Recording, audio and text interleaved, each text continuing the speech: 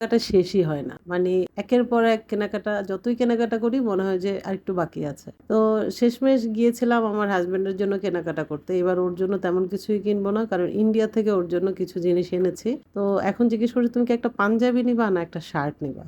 তো সে পাঞ্জাবি নিতে চাচ্ছে না। তার কাছে মনে হচ্ছে যে ঈদে পাঞ্জাবি যা পরার তার আছে। নতুন পাঞ্জাবি লাগবে না, তার একটা শার্ট হলেই হবে। তা আমি চলে গেছি ইজিতে তার জন্য শার্ট দেখতে। এর আগেও দুদিন ঘুরেছিলাম ২-৩ টা শোরুমে।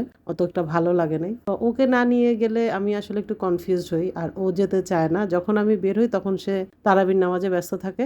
তো আমি একটু ঘুরে, ঘুরে দেখছিলাম আর শার্টটা নিজের গায়ে লাগিয়েই দেখছিলাম। তো দেখতে, দেখতে শেষমেশ একটা শার্ট মানে ২-৩ টা শার্টের মধ্যে আরকি আমি ডিসাইড করতে পারছিলাম না, একটু কনফিউজড হচ্ছিলাম। তো শেষে আমি এই শার্টগুলার মধ্য থেকে যেকোনো একটা শার্ট নিয়ে গেছি। আর বাকিগুলো আমি ভিডিও করে হাতে নিয়ে যে দেখতে পাচ্ছেন ভিডিও করে আমি বাসায় নিয়ে গেছে যে যদি ওর এগুলার মধ্যে কোনোটা পছন্দ হয় তাহলে এসে চেঞ্জ করে নিয়ে যাবো। তবে এই শার্টটা আমার বেশি পছন্দ হয়েছে, কিন্তু শার্টের এখানে ছোট্ট, ছোট ২ টা স্পট ছিল। মানে অত একটা বোঝা যাচ্ছিল না। কেন জানি আমার চোখেই পড়লো। তো ওটা নিয়ে গেলাম ভিডিও করে। যদি ওর কোনো আপত্তি না থাকে তাহলে এটা নিয়ে নিবো।